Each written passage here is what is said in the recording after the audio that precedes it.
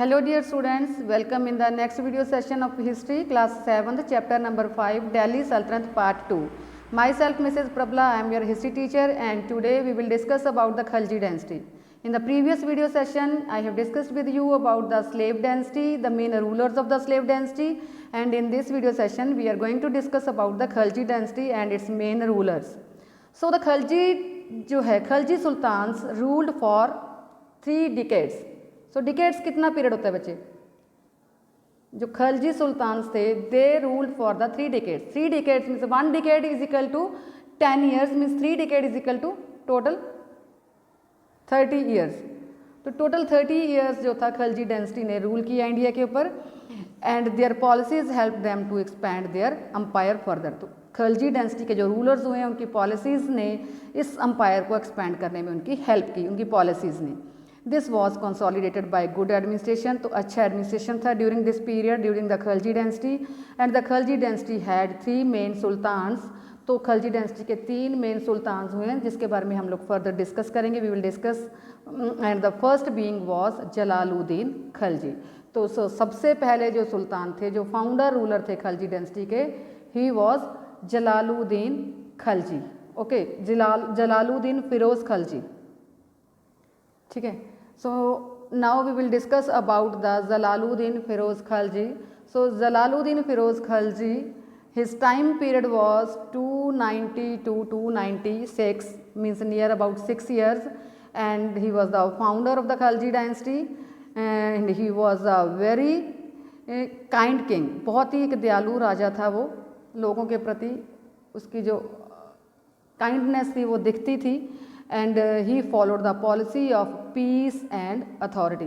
तो उसकी जो पॉलिसी थी, किस टाइप की पॉलिसी जो थी उसने फॉलो की? He followed a policy of piece.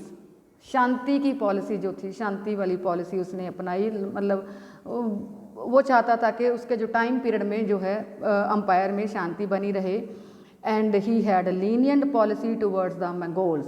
तो मंगोल्स के प्रति, जो मंगोल्स थे, मंगोल्स के प्रति भी उसकी पॉलिसी जो थी वो मंगोल्स के प्रति उसकी पॉलिसी काफ़ी लीनियंट थी. And Alauddin Khalji his nephew murdered him and captured the throne. तो फिरोज़ खलजी के बाद जो है इसकी जलालुद्दीन जो है फिरोज़ खलजी की मर्डर कर दिया जाता है. और उसका मर्डर कौन करता है? उसका नेफ्यू मीन्स उसका भतीजा. सो अलाउद्दीन खलजी जो थे वो क्या करते हैं? इसका मर्डर कर देते हैं जलालुद्दीन फिरोज़ खलजी का. And he capture the throne. तो सेकंड नंबर पे जो थ्रोन है वो कौन कैप्चर कर लेता है? Alauddin Khalji.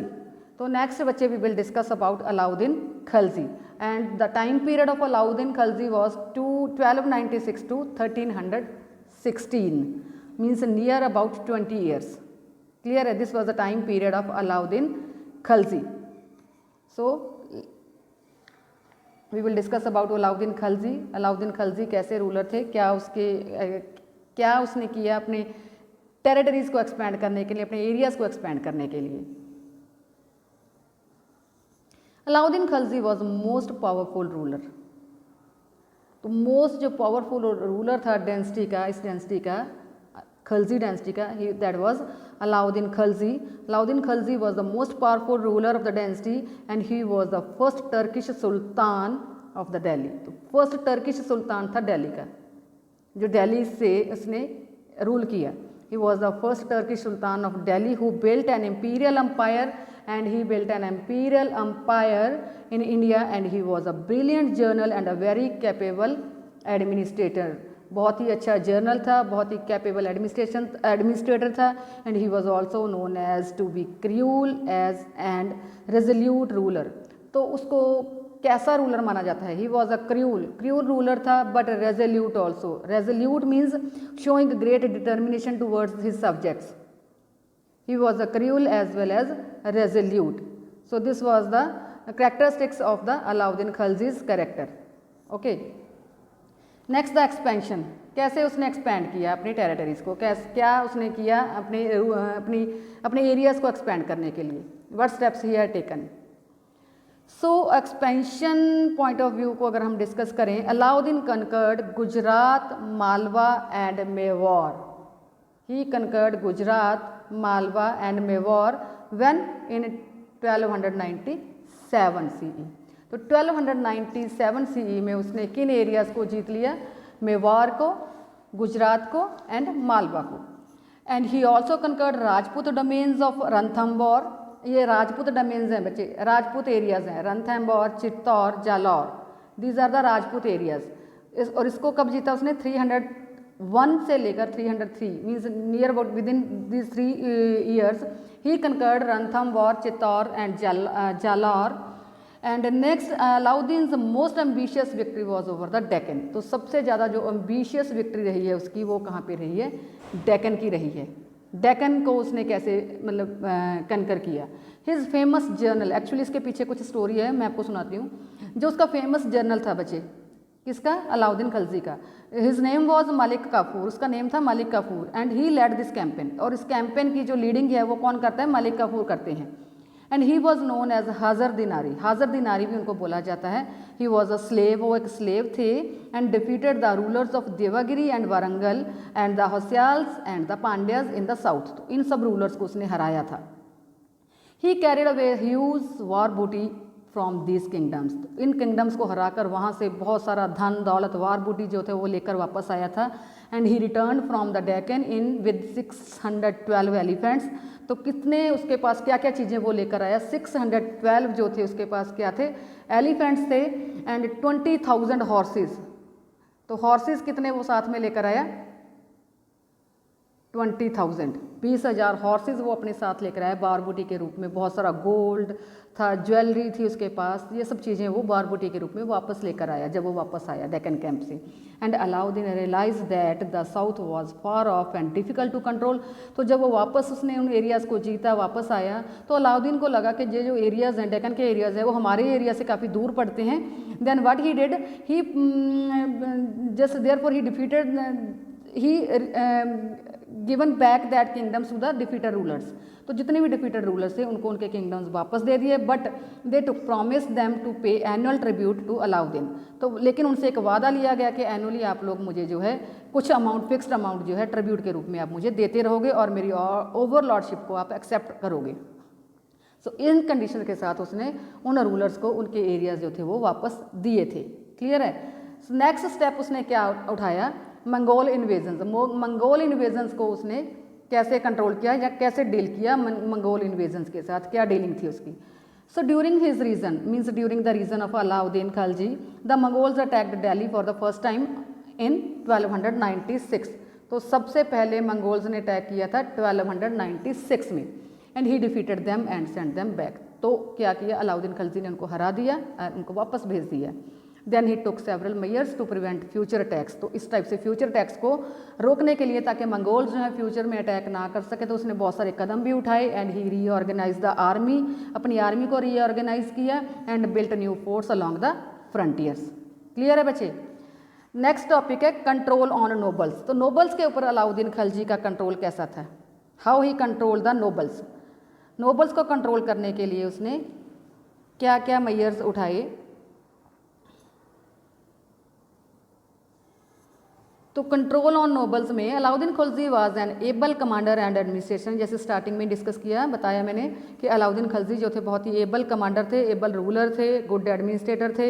And he took several measures to keep control over the nobles as they often try to destabilize the sultan. क्योंकि वो लोग कॉन्स्पिरेसीज करते रहते थे, तो उनको कंट्रोल करने के लिए सुल्तान ने क्या किया, अलाउद्दीन खलजी ने क्या किया? Number 1, the land and property given to the nobles. जितनी भी लैंड एंड प्रॉपर्टी जो थी नोबल्स को दी हुई थी, दैट वर टेकन बैक। तो वो अलाउद्दीन खलजी ने उनसे वापस ले ली। ठीक है? नेक्स्ट क्या किया? Wedding feast and social gatherings ban. तो जितनी भी वेडिंग फीस्ट होती थी, मतलब शादी की कोई समागम वगैरह, सोशल गैदरिंग्स, उसके ऊपर उन्होंने क्या किया? बैन लगा दिया अलाउद्दीन खलजी ने। Drinking alcohol in public places was also prohibited. तो ड्रिंकिंग अल्कोहल, शराब पीना पब्लिक प्लेसेस के ऊपर, ये भी उसने प्रोहिबिट कर दिया, बैन लगा दिया इसके ऊपर भी। एंड लास्ट जो उसने क्या किया, नोबल्स को कंट्रोल करने के लिए एफिशिएंट स्पाई सिस्टम था उसका, एक जासूसी जो सिस्टम था उसका वो बहुत ही एफिशिएंट था। He establish an efficient spy system kept informing the king about the day to day activities of the nobles. Clear है बच्चे ये टॉपिक? नेक्स्ट पॉइंट है आपका मिलिट्री रिफॉर्म्स। तो अपनी सेना में सुधार करने के लिए मिलिट्री में कैसे रिफॉर्म किया, मिलिट्री सैनिक सुधार कैसे किया उसने, मिलिट्री रिफॉर्म्स में उसने क्या क्या किया। So he also brought significant reforms in the military, तो मिलिट्री में उसने काफ़ी अच्छे सुधार किए। He introduce the system of dagh, यहाँ पे बच्चे स्पेलिंग रॉन्ग है, यहाँ पे स्पेलिंग है DAGH, दाग, दाग है यहाँ पे। तो उसने एक सिस्टम शुरू किया, he introduce the system of dagh, दाग मतलब a system of branding horses, horses को ब्रांड दे देते थे, ब्रांड किया जाता था, system of branding the horses, and this ensured that no one could change good horse with the bad one. तो इसका मतलब क्या होता था कि कोई भी जो है गुड हॉर्स को बैड हॉर्स के साथ, मतलब अच्छे वाले घोड़े को बुरे वाले घोड़े के साथ, जहाँ जो ज़्यादा जिसकी क्वालिटी नहीं होती थी उसके साथ चेंज नहीं कर सकता था। So this was the system of dagh. Next he maintained a large army, तो बहुत ज़्यादा उसने आर्मी जो थी वो बढ़ा ली थी अपनी, and he maintain a large army and they were paid in cash, और जो आर्मी थी there salaries were paid in cash, उनको जो बेजिस उनकी सैलरीज दी जाती थी that were paid in cash during the time of Alauddin Khalji. Clear है। नेक्स्ट है बच्चे मार्केट कंट्रोल पॉलिसी। तो मार्केट कंट्रोल पॉलिसी कैसी थी, what kind of market control policy adopted by Alauddin Khalji. So Alauddin implemented a market control policy, and what he did in that, control the prices of all the essential commodities. तो जितनी भी essential commodities थी, जो जरूरी वाली वस्तुएं थी, जो लोग आम तौर पर यूज़ करते थे, उनके जो प्राइजेस को क्या किया उसने, कंट्रोल किया, उनके प्राइजेस को बढ़ने नहीं दिया। He control the prices of all the essential commodities in and around the Delhi, and it was done to maintain a large army in limited resources. तो उसके साथ उसने क्या किया, उसने एक लार्ज आर्मी मेंटेन की अपनी लिमिटेड सोर्सेज के साथ। Under this policy he took the following steps, तो क्या क्या स्टेप्स उसने उठाई इन सब चीज़ों को, मार्केट को कंट्रोल करने के लिए। Farmers were allowed to keep only 10 maunds, 10 maunds मतलब 10 ढेरियाँ ना, 10 माउंड्स उनको सिर्फ कॉर्न रखने की इजाज़त दी जाती थी अलाउद्दीन खलजी के द्वारा। The farmers were allowed to keep only 10 maunds of corn with them, बाकी का जितना भी रिमेनिंग कॉर्न होता था, जितना भी अनाज होता था, the remaining was sold to the government at fixed rates. बाकी जितना भी कॉर्न होता था they have to sell at the fixed rates to the government, and it ensured a regular supply of food grains. ये इसलिए था ताकि जो regular supply of food grains बनी रहे, किसी को भी फूड की ज़रूरत है तो उसको सप्लाई जो है मिलती रहे time to time. Large number of granaries were built in the capital city, तो जो उसकी कैपिटल सिटी थी उसमें लार्ज ग्रैनरीज बचे होता है अनाज को भंडार करने के लिए जो जगह बनी होती है, ग्रैनरीज। तो large number of granaries were built in the capital, and in the time of scarcity corn was sold to the citizens at a fixed rates. जो कॉर्न जो थे वो जो गवर्नमेंट के पास लोग सेल करते थे, उन कॉर्न्स को किस टाइम पे यूज़ किया जाता था, जब अनाज की कमी होती थी, स्कैरसिटी होती थी। That corn was sold to the citizens at the fix rates, तो उस समय वो फिक्स रेट्स के ऊपर सिटीजन्स को बेचा जाता था। इस टाइप से Alauddin Khilji appointed a special officers, तो for this he appointed special officers, जिसको क्या बोला जाता है, शानाई मंडी। शानाई मंडी उसका नेम था ऑफिसर का, शानाई मंडी मतलब उसको एक डेजिग्नेशन दिया गया था। And it was his duty to prepare the list of the prices of the various commodities, जितनी भी कमोडिटीज़ होती थी अलग अलग चीज़ों वस्तुओं के प्राइजेस की वो लिस्ट बनाता था। And registered merchants and to keep an eye over their activities, तो मर्चेंट्स को रजिस्टर करता था एंड उन पूरे के पूरे जो सिस्टम होता था उसके ऊपर उसकी प्रॉपर वो निगाह रखता था, उसके प्रॉपर वो इन्वेस्टिगेट करता रहता था, उसके ऊपर उसकी प्रॉपर जो थी निगरानी रहती थी स्पेशल ऑफिसर की। ठीक है, शानाई मंडी उसको बोला जाता है। And spear punishments was also given, किसको दी जाती थी spear punishments? Spear punishments were given to the shopkeepers when they measured less or sold goods substandard quality. तो स्पीयर पनिशमेंट्स उस समय होती थी जब वो जैसे क्वांटिटी कम क्वांटिटी मेयर लेस वेट वो देते थे लोगों को, मतलब जैसे 1 किलो की जगह पर 900 ग्राम दे दिया है ना, लेस वेट वो करते थे, या फिर वो सब स्टैंडर्ड क्वालिटी देते थे, मतलब जो चीज़ें वो बेचते थे कमोडिटीज़ उनकी क्वालिटी अच्छी ना हो। तो अब जब इस टाइप की जो कुछ मतलब पाई जाती थी वहाँ पे कमियाँ, तो उस समय सीवियर पनिशमेंट्स होती थी उन लोगों के लिए। सो this was the market control policy of the Alauddin Khilji. Next topic है उसका बच्चे लैंड रिफॉर्म्स। तो लैंड को रिफॉर्म करने के लिए लैंड्स में क्या क्या सुधार किए गए, कैसे लैंड रिफॉर्म पॉलिसी क्या थी, what was the land reform policy adopted by Alauddin Khalji. So Alauddin Khalji ordered to measure all the land which was under the cultivation. तो सबसे पहले उसने क्या किया कि एक ऑर्डर दिया कि जितना भी लैंड है जिसके ऊपर कल्टीवेशन होती है, जिसके ऊपर खेती होती है, उसको मैयर किया जाए, उसको पूरा का पूरा उसको मेजरमेंट की गई। After that land was categorised according to the fertility. Land को कैटेगरीज में डिवाइड किया गया फर्टिलिटी के अकॉर्डिंग, मतलब जिस लैंड की ज़्यादा अच्छी फर्टिलिटी है उसको अलग कैटेगरी में रख लिया गया, जिसकी मिडल टाइप की फर्टिलिटी है उसको अलग कैटेगरी बना दी गई, जिसकी फर्टिलिटी कम थी उसको अलग कैटेगरी में रख लिया गया। तो इस टाइप से कैटेगरीज जो थी वो बना दी गई लैंड की, ठीक है। And after the categorise the land then the land revenue was fixed. Land को कैटेगराइज करने के बाद जो था वो लैंड रेवेन्यू फिक्स किया गया according to the quality of the land, according to the fertility of the land. उपजाऊ शक्ति जितनी लैंड की है होगी उसी के अकॉर्डिंग उनको रेवेन्यू देना होगा। जिसका फर्टिलिटी रेट ज़्यादा था जिस लैंड का, वहाँ पे टैक्स ज़्यादा था, जिसका फर्टिलिटी रेट कम था वहाँ पे टैक्स कम था।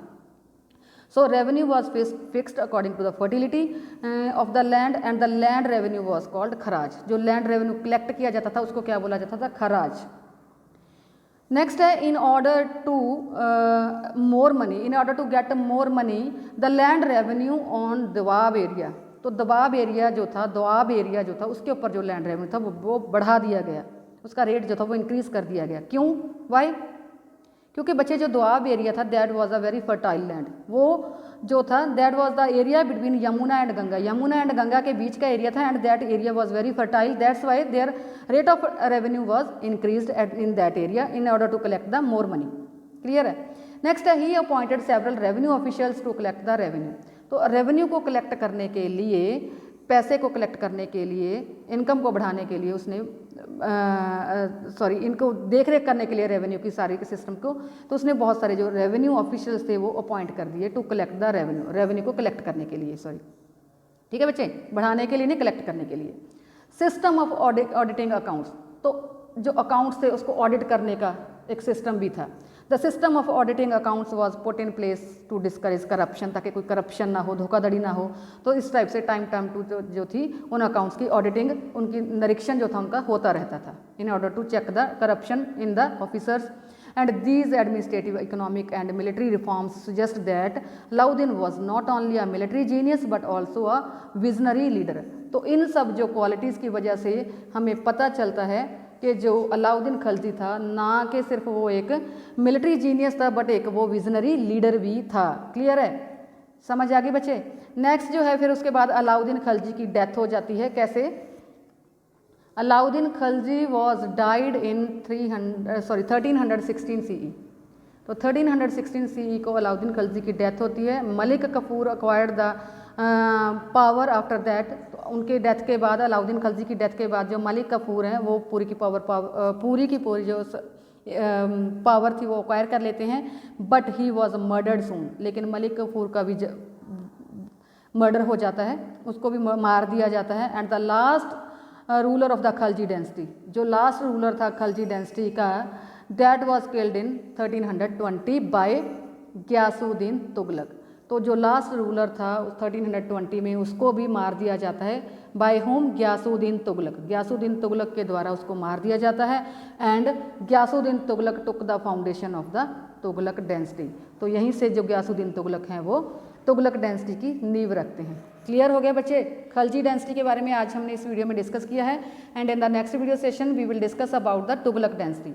सो watch the video carefully and try to understand the concept. Thanks and have a nice day.